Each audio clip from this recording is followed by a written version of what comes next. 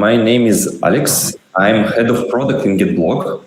And today I will give a pretty small talk, a high-level overview about comparison between Solana and Ethereum. Because obviously, currently a lot of interesting projects in the space, L1, L2s, with interesting technology, for example, BNB chain, Base, Avalanche, Phantom, Aptos, Sui, all they have different consensus model, and it's very interesting to dive deep into each of them. But obviously that Solana and Ethereum are leaders in the space, and moreover, this leadership, it's not accident, it's a result of a lot of behind-the-scenes work, because it's a result of deep research in both ecosystems, it's a result of big engineering work behind the scenes. That's why we gonna cover that topic in detail, how currently Solana looks like, how Ethereum looks like, and also do some comparison between their components. Also, the main idea behind this lecture was to collect useful information from different parts of internet in one place and probably highlight some interesting things to you and maybe refresh some of your knowledge or deep some knowledge and remind some interesting things. So it's main idea, and I hope that after our today's call, you will have more transparent understanding how Solana works, how Ethereum works, how the consensus looks like, and what they're actually doing, and how protocol operate. So let's move on. So first of all, before we start compare something, we should understand, is it possible even to compare these two entities? And it's interesting things that actually, Ethereum and Solana about different things. Ethereum, from the beginning, its main goal was to become world decentralized computer. And it wasn't about speed, it wasn't about throughput, it was about world decentralized computer, mostly decentralized, maximum security, resilience, and so on. It was main idea of Vitalik Buterin. And actually, what we see now, all these paths of Ethereum, it is a presentation of this initial vision to be more decentralized and resilient system. Solana was built for different things. And the main idea of Solana founders was to make blockchain much more faster, to increase speed, to low transaction fees and costs as much as possible, and provide Web2 level of throughput. And provide some because, as you remember, in that time, throughput of most advanced L1 was pretty low, and Solana tried to fix it. And seems like they managed to do that. And these two platforms were positioned differently from the very beginning, and we always should keep in mind. All engineering about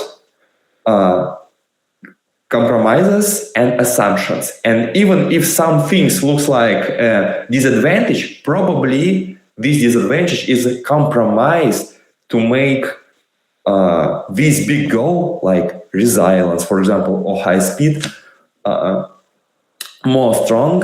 And you shouldn't consider these things as a disadvantage. Probably it's just compromise.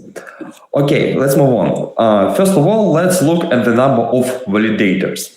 It will be very interesting if you ask people not who closely work with the numbers in chain, they do something. And if you ask how much validator Ethereum have, they will answer you, I believe, they say several thousand. All my friends answered me something like that. And it was surprise for almost everyone that Ethereum currently have around 1 million validators in the network. This number fluctuates over time. 1 month ago or 2 months ago, it was a little bit higher, 1.1 million. Today it's a little bit low, but now it's around 1 million. When we see on Solana, it has around 800 validators. It also fluctuates, and interesting thing is that Solana probably one of the most performant blockchain in the space, but they still have leading position from number of validators. It's a huge result from Solana team. I see that someone raised their hand, so you can ask if you want. It's a comment. Does this already take into account Spectra? This is the question. Maybe I can clarify the question a bit better. So with Spectra, the validator deposit is increased from 32 ETH to 2048, and these 964,000, are they all still mostly on the 32 ETH each, or did the migration happen to have lower number of validators with the same number of ETH being staked? Good question. I think it can be solved. I have a lot of links in presentation, and we can directly go to this dashboard and go through it. But I suppose that this number represents 32 ETH participants. Yeah, okay. I think so, but thank you for a very good question. After presentation, I will check it and back to you with the answer. Thanks. So let's move on. What the volume secures? Sorry. And about number of validators, it's obvious that Ethereum is unreachable in terms of number of validators. But second interesting fact that Solana, the most fastest blockchain in the space, also have pretty big number of validators compared to other chains. Even have this big throughput and big in high speeds. So obviously two tech leader in the space. Let's move on. Next question: which and what volume of money secures the network? It's a public data. It's easily to find on Dune Analytics and specialized dashboards. And you can see that currently Ethereum is secured by 37 million ETH. And currently it's around, with current price, it's around $74 billion. So current point of time, Ethereum is secured by 74 billion. For Solana, we have different numbers. In Solana, currently, Solana has staked 480 million Solana, and with current prices, it's around 36 billion. So obviously, that Ethereum has large, twice more secured network. But interesting fact that only 30% of total Ethereum circulation in stake. That means theoretically the rest can be somehow affects distribution of stake in this system. For example, if theoretically some very malicious participant have a lot of ETH, but it's not possible, it's just theoretical assumption.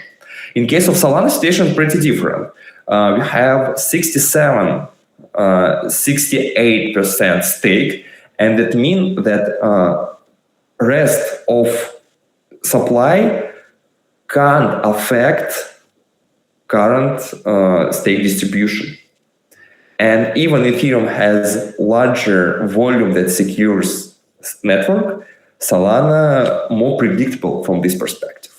It's also that should be kept in mind. I think that we finish here and we should move further. Staking requirements. When we are talking about Ethereum, you need to have at least 32 ETH in order to participate in consensus. So you will be allowed to enter active validator set if you have 32 ETH. After Spectra, the maximum effective stake was up to 2048 ETH. And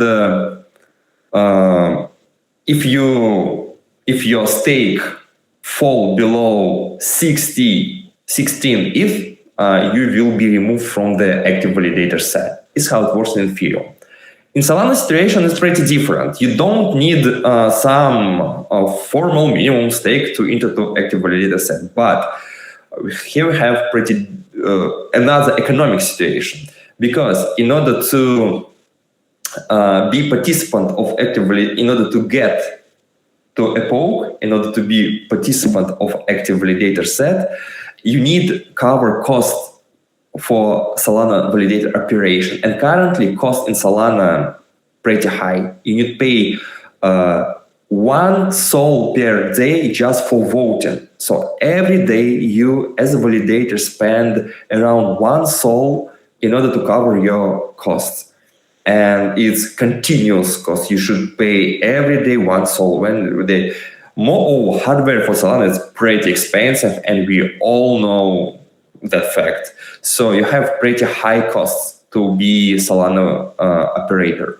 And in order to cover your costs, you need somehow cover it from fees from that you apply as a staker.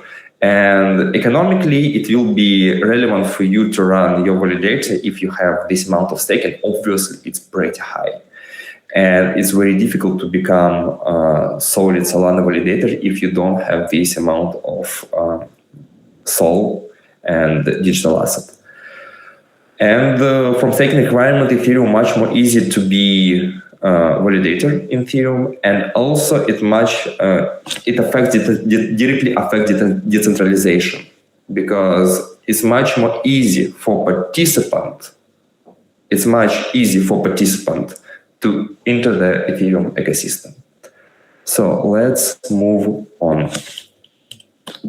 So hardware requirements. As I already mentioned, and Ethereum and Solana, they have different hardware requirements. And Solana is a spaceship in world of blockchains. It requires high-end hardware, a lot of CPU cores, a lot of RAM, a lot of disk storage space with high input-output operations, and very wide network bandwidth. Ethereum much more cheaper from operational costs. You don't need such huge server, heavy server. You just need 60 cores, probably 64 gigabytes RAM, and disk around 2-4 terabytes of NVMe. And also there is no very high requirements from network bandwidth perspective. So Solana is much harder to operate, and it directly affects decentralization. Not everyone can allow themselves to operate Solana validators. So now let's move to geographic distribution. Here is the two maps for Ethereum and for Solana. Let's start with Solana, because it's much more easy to explain. We have several beautiful resources. One of them Solana Compass, and they present real map with location of Solana validators. Because that number is not huge as Ethereum, we probably can see all validators on the map. And the interesting fact that Europe has the most concentrated Solana validators. On the second place, North America, and Asia around 10-11%, something like that. All other continents have percentage under 1%, very low. About Ethereum, and one more note, Solana has pretty transparent dashboards that shows you distribution of validators over the world. It's very easy for Solana, but for Ethereum we have different situation. Here we also have a beautiful map, but one interesting things here, sorry, I missed link here, it should be removed. I will substitute it later. But for Ethereum, we don't have such clear statistics. We have beautiful resources that have name, let me remember, yes, Ethernote, something like that. And it shows only around 1,000 Ethereum validators. So this map, it's not contains all Ethereum nodes. It's not true. It's around 1,000 public nodes with public transparent IP addresses. Most of validators are hidden under VPNs and they are not represented on this map. But we don't have a resource that shows us all validated in the network. And probably this map will be pretty different. I believe that a lot of nodes in Asia, in South America, in Africa, in Australia, but they are just not represented on this slide. You should keep in mind and understand that it's just a representation of public validators with open IP. I see raised hand. Yes, Ralph.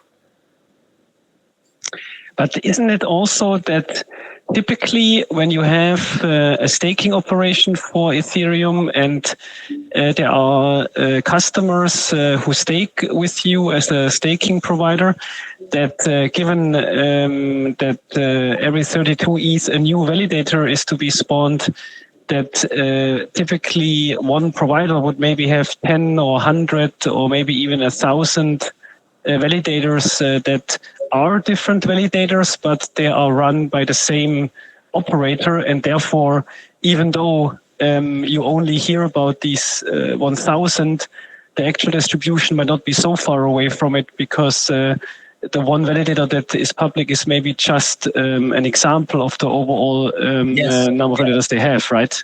Yes, you're absolutely correct. And it's even increased uncertainty here. So even for public entities, we don't know the real distribution of their nodes. And actually, it's good for Ethereum because it's better, yeah.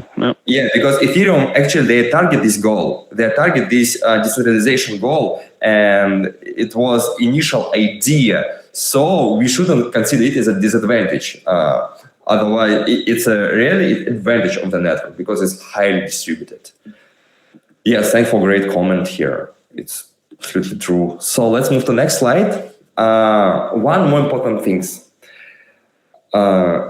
If we're talking about POS system, proof of stake system, number of validators is important. But if only one entity stakes to all these nodes, only one center of decision in this network, and there is no even small decentralization in such systems. So when we're talking about proof of stake systems, we should clearly understand which entities stake to what validators and how they stake distributed between stakers.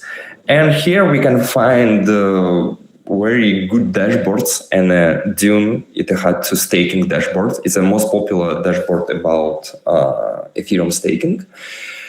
And also beautiful data provided by Beacon Chain resource, and you can see representation by particular entities. So here just sex, staking pools, liquidity staking. Here you see real names of companies who stake to Ethereum network. And we can see that distribution look like this. And when we're talking about distributed system, we should keep in mind what is Nakamoto coefficient. Nakamoto coefficient is a coefficient that shows us, that tell us how much independent participants should collude in order to somehow affect consensus and stop network. And it's pretty important parameter for blockchain systems in order to understand how they're really decentralized. And in context of Ethereum, a lot of arguing around that topic. Because if you look at this dashboard, you see that LIDA have around 8,060,000 ETH, and the top success has around 8 million ETH also. And if we combine these two numbers, if we sum up them, it turned out that it will exceed 1/3 of stake. That means that theoretically, if these two entities, LIDA and Texas, Binance, Coinbase, Kraken, they collude somehow, they can stop Ethereum. But a lot of arguing about this statement, because actually LIDA is a governed by DAO process. Participant of voting decide to which validator LIDA should send stake. And critics' argument is if DAO controls where stake is delegated, it represents coordination points, so LIDA should be treated as a single entity. And in this case, Nakamoto coefficient for Ethereum pretty low, probably between somewhere 4 or 5, somewhere here. We are talking about, can you hear me? Yes, but you don't share your content anymore. Oh, very strange. 1 second.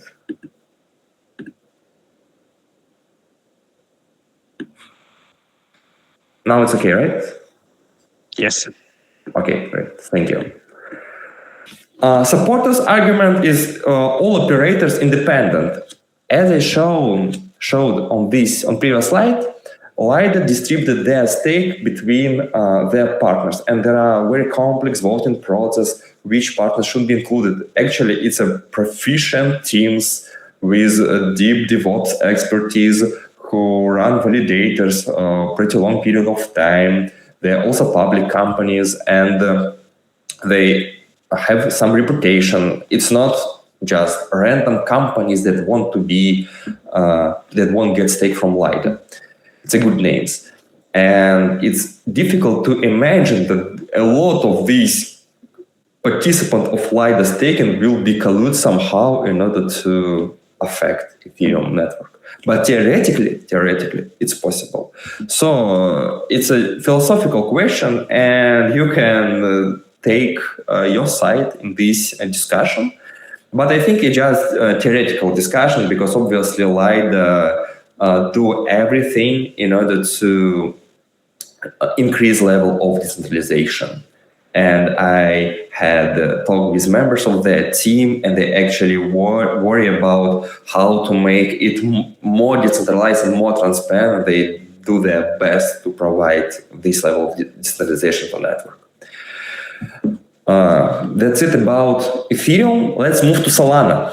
For Solana situation with stake distribution, pretty different.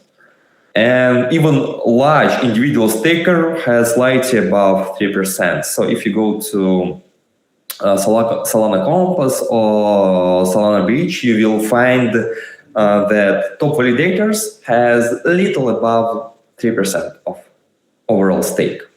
And Solana Nakamoto coefficient is around 20.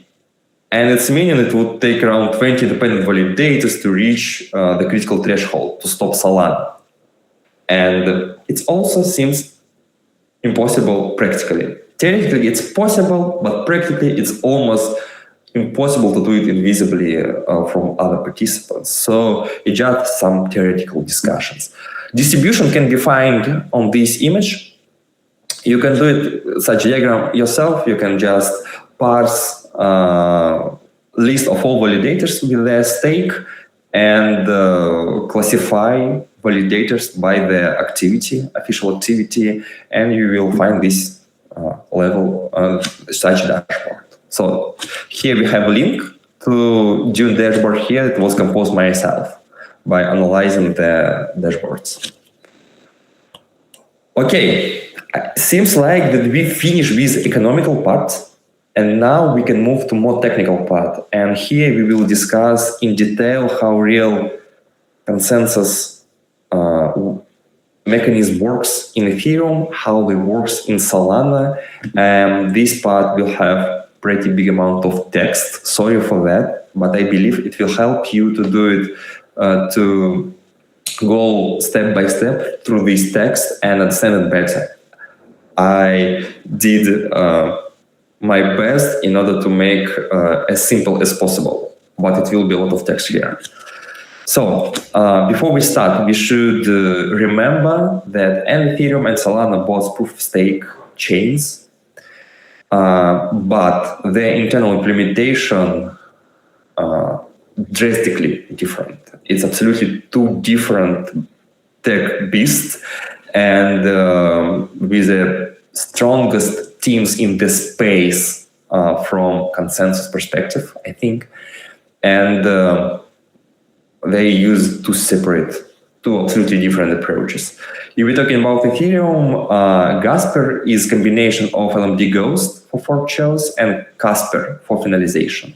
It's two separate algorithms, one responsible for choosing most heavy fork and the most heavy branch of blockchain, other responsible for finalisation. It's a two separate process in Ethereum.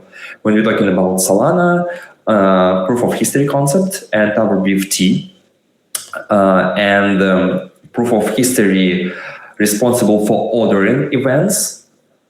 Tower BFT responsible for voting and finding the most heavy branch. But Alpenglow is coming, and it seems like that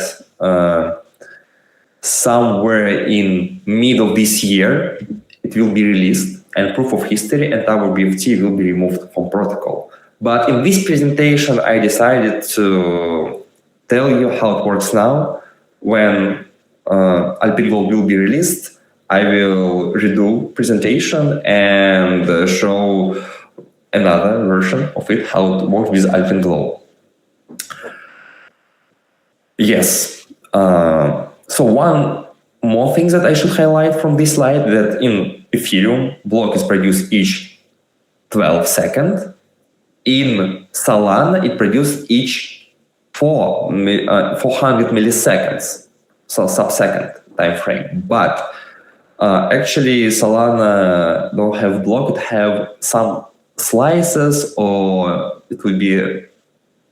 I think it's okay to name it as a sub-blocks, something like that. It's a small blocks of not conflicting transaction, and they are published by leader continuously over time. We will cover it a little bit later, but you should keep in mind. So there is not just big block that published within slot, as it happened in Ethereum. In Solana, leader published a lot of small blocks during it's a leader of a slot. So let's move to Ethereum. First of all, we should ask ourselves how timeline looks like in Ethereum. And the answer is pretty simple. Timeline in Ethereum is divided into epochs. Each epoch consists of 32 slots. Each slot has duration 12 seconds. And having all this information, we can easily calculate that epoch duration 32 multiplied by 12 seconds, it will be around 384 seconds. So each epoch duration 6.4 minutes. And this has a finality meaning, right? Somehow. Sorry? The 6.4 minutes, they have a bit of a finality meaning, right? After 2 or 3 epochs, you call it finalized, or? I will cover that topic a little bit later. So now I'm talking just about how we divide timeline into smaller chunks. Okay. Your question is very good, but we'll cover it a little bit later. Thanks. So after we understand how timeline looks like, we should understand what's happening on the edge of new epoch. And actually, a lot of things is happening on the edge of new epoch. So let's assume that we just finished epoch number n-1. And after that, we as a blockchain should understand which validators actually eligible to participate in consensus in new epoch. So now, at this point, we don't know it, but we need somehow understand it. And it's easily to see from on-chain data. We see this stake transaction, and we can easily understand which validator has how much ETH in stake, and update our list of active validator set. So it's pretty easy. When I just see last block of epoch, I just go to my list of validator, I see on their stake, and do very simple computation to figure out which validator should be participant of next epoch. It depends only on their stake. And after I understood which validator will be participant of active validator set, for each slot, we need to figure out following things. First of all, we need to understand who will be block proposer for each slot. So here, at this particular moment, we should understand who will be block proposer here in slot number 3, for example, in slot number 10, for example, in slot number 15, in slot number 28, and slot number 32. At the beginning of epoch, we should get this schedule somehow. And also, the second thing that we should understand in the beginning of epoch, who will validate that block, who will attest that block. And these validators will be responsible for verifying blocks, attesting, voting, and all these complex process. And here is a small note. So just let's take 1 million validators that we have in the Ethereum network. Approximately, if we divide 1 million by 32, we will get 31,000 validators. This subset of active validator set will be attesters in one slot. This number of validators will be attesters in first slot, same number of validators, but it will be absolutely different validators will be in second slot, and so on. Is it clear? Is it clear? Thumbs up if it's clear. That all big validator set is divided into chunks that contain around 31,000 validators, and all these active subset is divided 1/32nd part over our timeline. Yes, I see raised hand, so feel free to ask your question.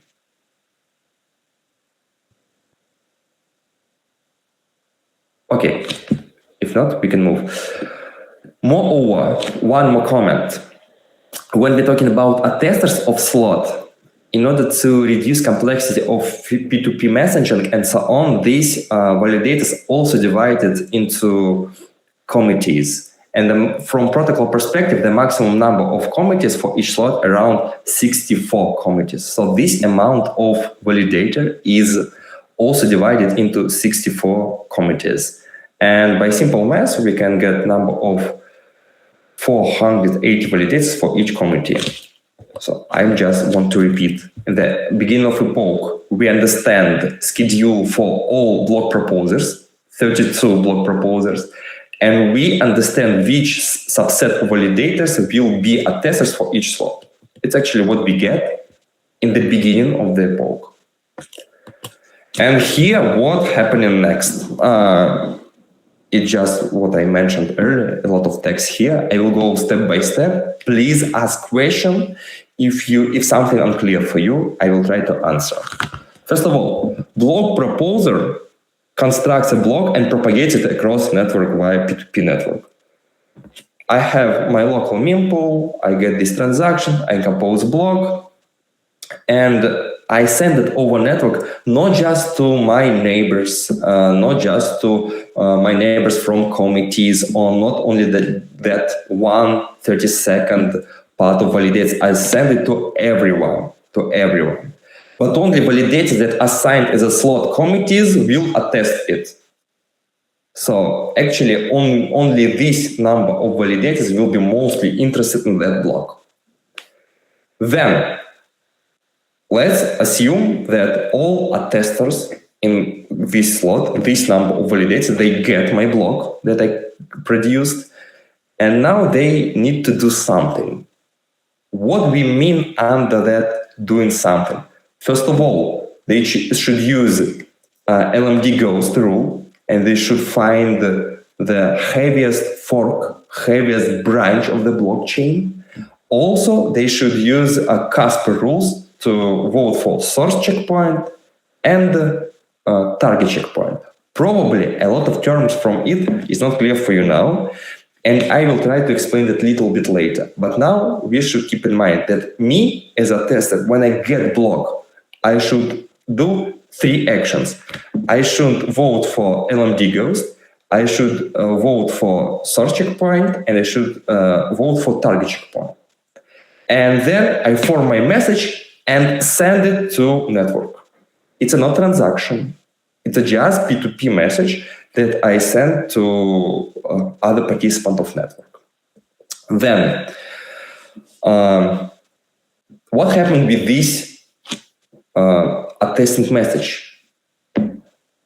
The most simplest way to aggregate all this message by someone and aggregate them and send to next proposer. The easiest approach, and actually it's how it works in Ethereum. So for each slot within each committee, we need to choose several aggregators. This is a node with a specific role, and they get these attesting messages from their committees. For example, committees can contain, let's say, 3 or 4 aggregators, and these 3 or 4 aggregators get aggregation messages from committees from 64 participants, actually 63 participants or 61 participants. Aggregate them, and only after that, propagate to network. It simplifies networking process, and reduce load on the network. Then, after me as an aggregator get enough attestation message from my committee's participant, I aggregate it, put it in one message, and also propagate to network. And what we see in the network at this stage, we see that a lot of committees in this that were assigned for this particular slot send a lot of aggregation and attestation messages. And this is an avalanche of messages, of aggregating and attestation messages that are handled by participant of the network. And what's happening next? The next proposer include aggregated attestation to their beacon block. What does it mean? Me, as a next proposer of next slot, I see and I hear all these attestation messages in the network. I see all this aggregated message. I see all this raw message, attesting message, and I aggregate them, and I understand what other participant in the network think about its current topology. Me, as a proposer, understand that, for example, this committee thinks that things, other committee see network differently, and so on. So me get all this information, and I need to put it into the block. Sorry for maybe not good explanation here, because it's a pretty complex topic, and it's better to be covered by text, go one by one. I think I proceed, but we can start separate call, probably separate lecture, that cover this process in more details. It's a very big science behind big engineering things, and actually it's what Ethereum team is developed before merge. It's a big things, and I think it should be covered in a separate lecture. But the main idea that for each slot, this number of validators attest that block. Next slot, we get new block from new proposer, and new this number of validators attest next block, and so on. It's a continuous process. So, some interesting technical question. What we mean under LMD ghost rule? What we mean under Casper? And actually, how we form schedule? How we move order in which block proposal will be proposed their block? It's a pretty complex. So let's cover that topic. LMD Ghost is an innovation of Ethereum Foundation that allows participants of distributed system find the most heaviest chain, because Ethereum has a lot of validators, 1 million validators. And each of these 1 million validators see chain differently because it has different topology, network lag, and so on. And my local representation, me as a validator, can be different than my neighbor, for example. And in this case, in this case, I need somehow find a way how to be synchronized with other part of the network. And Ethereum Foundation provided a good paper that explains how using this voting system, we can finally find the chain with a block that were verified by most part of the network. So actually LMD Ghost, it's a local process that run by each validator continuously. It's a continuous algorithm that listens votes, and based on these votes, find the best branch, heaviest branch in its local representation. So LMD Ghost about it. But it's about finding heaviest chain, but it's not about finalization. And finality is managed by Casper. Each first block in each epoch can be considered as a checkpoint. And when me as an attester say, hey, I think that this block head of the chain, actually it's a most recent block, it's most real recent block. I also should include some anchor links that I already saw before. And one anchor link should be to checkpoint. Actually, it's a block. It's just first block and epoch number n-1 that were voted by two-thirds of network. Actually, all network already voted for that checkpoint already, but it's not still finalized. And if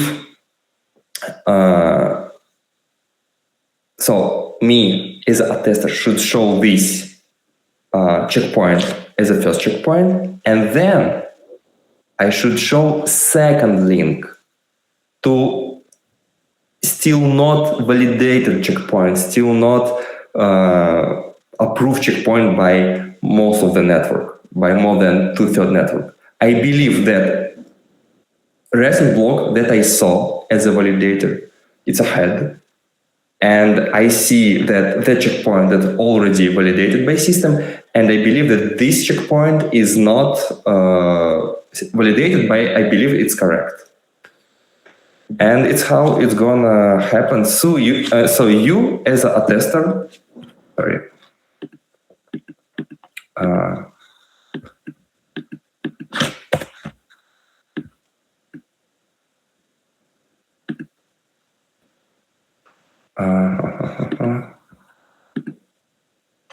So you as an attester should specify two blocks, links to two blocks, to source checkpoint and to target checkpoint.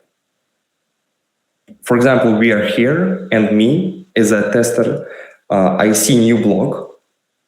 I say, hey, I believe that this block will be head, and I vote for source and vote for target. Actually, how consensus in Ethereum works. The next question is how we should schedule compose schedule. And here we find rundown mechanism. Rundown mechanism and the mechanism of cumulative randomness in Ethereum.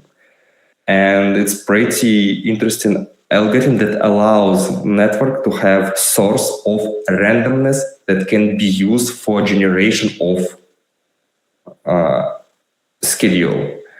And this randomness is used for generation proposer schedule and for attester schedule.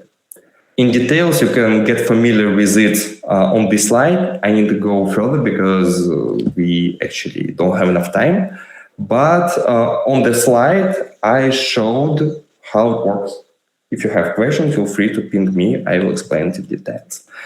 Now let's move to Solana. What we have in Solana. Timeline looks pretty same. We have epochs and we also have slots, but duration of each epoch and duration of each slot is different. In Solana, each slot around 400 milliseconds. Duration of epoch around 48 hours. So we have epoch that contains 432,000 slots. Each epoch contains this number of slots. At the beginning of each epoch, as same as Ethereum, we should understand who is eligible to participate in consensus, and we get active validator set. And we also somehow assign leaders. Leaders is a block proposers in terms of Solana. So in Ethereum we have block proposers, in Solana we have leaders. And in the beginning of the epoch, using specialized Chacha algorithm, we get schedule for leaders for next 432,000 slots. It also happened on the edge of the epoch. One more important note that leader is assigned to 4 consecutive slots, and actually we choose leader 108,000 times. As I mentioned, Chacha, cryptographic security probability random number generator, is used to construct leader schedule, and it operates with a deterministic seed that derived from number of epoch, and it generates with leader schedule. More stake I have, more frequently I will be participant of the consensus. So more I will be a leader. Yes, Ralph. A quick question on Ethereum. The probability of being chosen as a block proposer is just 1 of n, right? So number of validators, and independent of their stake, if it's 32 ETH or 2048 ETH, they still remain equally eligible, or does it now also matter how much weight in it? Ethereum, it's also weight staked system, but in Ethereum, yes, actually they're pretty similar. It's also more stake your validator have, more often it will be chosen, and more often it will be a tester. Okay. It's pretty similar because it's result of the mass actually. Mm-hmm. And to make it secure, if you want stake provide more security, you need give participant with larger stake more rights than to participant with lower stake, because participant with larger stake they take more risks. So it's same for Ethereum. And so now another big text part, but probably it will be a little bit more simple. First of all, the scheduled leader determines its turn to production block. So I have my internal clock, and in the beginning of epoch, I calculate my local schedule of next leaders that will be that will generate blocks. Then, when my turn comes, I start receiving a lot of transactions from a lot of different entities. All developers send transactions to me. All my neighbors, validated neighbors send transactions to me. And all traffic from network goes directly to me. And I receive all these transactions and forms mini blocks. There are different names for that. It's easy to think about it as a mini blocks with not conflicting transaction, but in Solana it named as entries. And I produce a lot of these small blocks with not conflicting transaction continuously. I continuously add them to proof of history chain, and in parallel I'm shred these small blocks. Actually, shredding is an algorithmic process that allows me to divide this small block into 64 small pieces in a smart way that allows me to propagate these small pieces much faster. And the other participant of network just need 32 shreds in order to reconstruct entire block. So this approach increases chance to get to reconstruct this small block much faster than I just send it as is. And after that, shreds propagated over network, you also can consider it as a big avalanche that is distributed over the network. And another participant accumulate these shreds. They find the shreds for particular entities, reconstruct them, validate them, and that's it. Actually, how consensus works. But the question is, in Ethereum, we had P2P voting system, and me as an attester, when I get block, I can show my opinion about that block. I can say, hey, here's my attesting message, and I believe that this block is correct. I believe that source checkpoint, that this is a target checkpoint. I can represent my opinion about block. But it's a P2P message. It's not on-chain transaction. And it's pretty different how it works in Solana. In Solana, I can show my vote only by sending transaction. It's an on-chain action, actually. And all validators, when they get all these new entries and they process them, in the end of the slot, I need to send my voting transaction. They say, I believe that this block is correct, this slot is correct, result of this slot is correct. And I send this transaction as just regular transaction. It will be processed as a regular transaction. Is it clear? So in Ethereum, it's a P2P process. In Solana, it's a chain action. Yes, Ralph? So it means that whenever you see these messages that Solana has much more transactions than Ethereum, that is partially due to the fact that already for the consensus mechanism itself, there are regular transactions. Yes. Yes, you're absolutely right. And I think you have to disregard those before you make any comparisons in terms of transactions between the networks, right? Yes. Okay.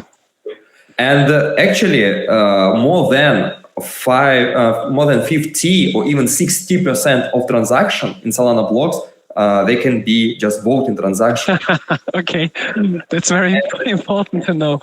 Their process a little bit different than regular transaction because from internal kitchen perspective, they have several ports on the validator that process only voting transaction and so on, but it's still on-chain transaction. And the number of transactions in Solana doesn't mean that it's all users and customer transaction. It can be just voting transaction that is necessary for liveness of protocol. But I need to also highlight one important thing here, that with Alpenglow, it's upgrade that will be happen in mid of this year, it will be changed. And after that upgrade, we will have off-chain mechanism of voting as it implemented in Ethereum. So Solana also moved to off-chain voting system. And as I know, they are struggling with approach how to economically incentivize good participant, how to avoid malicious participant, and so on. Because when you do it in a chain way, it's much easier to understand how process who acts how. But in case of off-chain, it will be a little bit different. Is it clear? But Ethereum managed to do so off-chain, and it seems doable. Why is it then for Solana not easily doable? No. They managed to do that, but it's not it's harder than do it on chain. I would formulate it in this way. But they managed to do that, and they're already on their roadmap, and they're implementing it. So if Ethereum managed, Solana will also manage. But are there situations in which the Solana chain had to halt due to issues, due to the fact that the voting is on-chain, or it's not because of that? I think that in the beginning of Solana history, the really chain was halted several times. And I think that problem was in Tower BFT consensus mechanism. I believe it was the main problem because it's pretty hard to account all edge cases when you have this big avalanche of different voting transactions and so on. And I think, and don't 100% sure, but I will check. That problem was with Tower BFT. I need to check, and I'll also back to you. Thanks. Right, can you please send what we agreed on, and I will resolve. Will do, thanks. And sorry for these many questions. Yeah. So let's move to next slide. And here is what we just discussed. In Alpenglow, proof of history will be removed, and Tower BFT also will be removed. And Solana will become implemented absolutely differently than how it works now. It will be absolutely another protocol, actually. A lot of things will be changed from time perspective. Now, Solana has internal mechanism of time that implemented on cryptographic hashing and the cryptographic ticking. But after Alpenglow, timeline and time concept will be different in Solana. And also system of voting also will be changed, and the block will contain only user transaction. There is no any operational transaction as for now for votes. A little bit more useful information. Not client diversity. As we already discussed, protocol highly depend on stake. Protocol highly depend on stakers, but also operational liveness of protocol also depends on client diversity. Because if something wrong with your node software, your whole entire network can goes down. And that's why it's so important for blockchain to have different clients and keep enhancement and evolution of these clients in parallel, because it guarantees that if something wrong with one client, other clients will help network to operate properly. And Ethereum has very huge client diversity, and it was big goal of Ethereum Foundation to make it possible, and they managed to do that. In Solana, the situation a little bit different because not much client. Actually, I gave is a basement, and now we also have implementation Fire Dancer, Franklin Dancer, but they just started to participate in consensus, and I believe that they will polish everything soon. But as you can see, Ethereum has much higher node diversity. Yes, Sergey? Yes, in Solana, is there also a distinction between consensus and execution clients, or is it just one client? Okay, sorry, can you repeat, please? So is there also in Solana a distinction between consensus and execution clients? No, there is no distinction. It's everything in one client. This distinction only for Ethereum network. In Solana, everything it's a monolith. Yes. Okay. So I think that we covered this part. And finally, important numbers. So Ethereum has 1 million validators. Solana has around 800 validators. After Alpenglow, situation will be the same. Slot duration, 12 seconds. So each block produced each 12 seconds. In current version of Solana, slot duration is 400 milliseconds. In Alpenglow, seems like it will be same, but highly important to look at finality. It's obviously that it's not impossible to wait absolute finality, because in Ethereum, absolute finality will be reached around 700 seconds, or in some cases it can be up to 90, 60 seconds to get absolutely solid, absolute finality guaranteed by consensus. But there is no way to use such finality for some user application, and it will kill any user experience. So from development perspective, we are creating practical finality that actually is probability finality, and it shows how much time we need to wait until we can consider event as a fully finalized. And in Ethereum, this practical finality around 60 up to 72 seconds. In Solana, in current this version, it's around 1.2, 2.4 seconds. And with Alpenglow, finality will be reduced up to 80, 140 milliseconds. It's amazing. Actually, it's a speed of current systems, just regular Web2 systems. And it will be strange, no? Sorry? If the slot duration is already 400 milliseconds, yeah, how I will explain. As I mentioned, you have a slot and you publish a lot of small blocks. So slot duration is just time entity. And how much small blocks can be sent within this slot duration? A lot, right? Okay, but in Ethereum, a block is also every 12 seconds, right? Right, yes. There's no concept of these mini blocks in Ethereum, right? It's only on Solana. Yes, it's only on Solana. Yeah, one more, I will repeat it one more time, to make it more solid.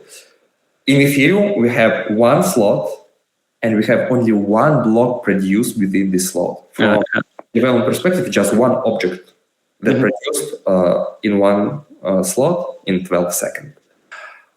In Solana, slot is a time entity. Actually, a lot of small blocks, a lot of entries can be created within one slot. And if we are talking about finalization, we are talking about how fast my transaction will be finalized. And my transaction will be finalized in one of these entries. I don't need to wait until the end of the slot because it's just time concept. So me as a sender of Solana transaction send it to RPC node send it to current leader, and it seems that in Alpenglow implementation I need to wait just 140 milliseconds in order to consider my transaction fully finalized. And it will be not any chance that chain will be reverted. Now, for example, I will explain. Currently, absolute finality for Solana around 12 seconds. But we, as a developers, we're using practical finality that we can consider the block finalized. And it's help us to improve user experience who dealing with on-chain apps and so on.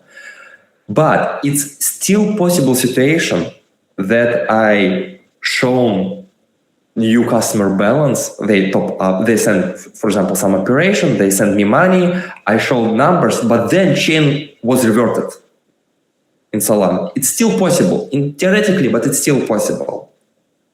But with Alpenglow, this period will decrease drastically 10 times. That means that from user experience perspective, we will provide more smooth and simple UX without making our customer wait until full finalization of chain, and without taking risk of reorganization.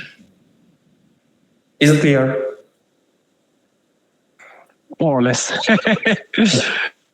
So we can discuss it after lecture, so feel free. I think I have time, at least several 10-15 minutes we can. And useful links. Here is links that were used to compose this lecture. interesting dashboards, interesting articles. I want to highlight two things. If you want to get details how Ethereum Consensus works, Mastering Ethereum is the best link for you. It's a best link for you. They have a lot of interesting illustrations and they show this complex process step by step. The best place. And if you want to get some economical information, you should just go to this Dune dashboard. Everything represented here, the best board, a lot of stars on it. And also about Solana. Half of a year ago, or not half, even 1 year ago, I spent around months to write article about Solana and how it works. And you can find it here. I believe it will be a good place to get step-by-step explanation. It took pretty long time for me to write it, and I will rewrite it after Alpenglow. But if you want to get general idea how Solana works and general concept about Solana, I think it's a good place. A lot of links and references to other articles if you need more depth of understanding, but it's a good place to start. Also, you can go directly to Anza docs. Anza is a developer of the main client in Solana blockchain. I gave is a core implementation of Solana validator, and they have a lot of technical details in their docs, so feel free. And some analytical dashboards, Solana Beach and Solana Compass also will be useful if you just want to find validators' names, their stake, how they process transactions, so on. I even can share it a little bit. So we have these beautiful dashboards on Solana Beach, and you see on the map how validators and leaders change over time. And we see 4 consecutive slots for each leader, how they process it, and you can see all these statistics. Amazing representation, I think. So now about GetBlock, we are actually, as I mentioned, I'm product manager in GetBlock, and we are highly interested to educate ourselves and educate our users how chain works, because in order to build best products on the market, we need to understand technology in depth. And we are very proficient in DevOps, in infrastructure. We are dealing a lot of times on that market. We have different setups for Ethereum, for Solana.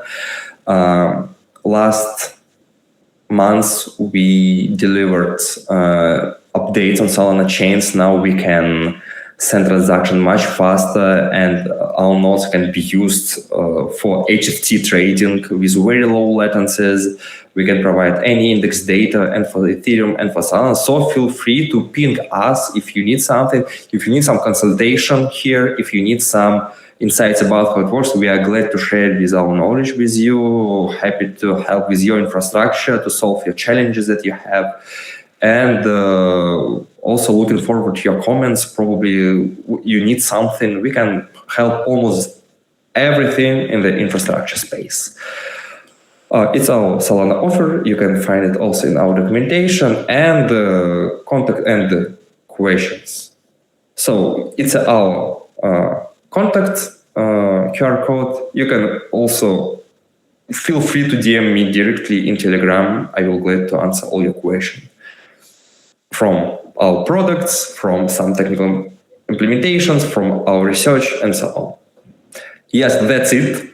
I think that I overtimed, but we still have 50 minutes in order to discuss, in order to answer your questions.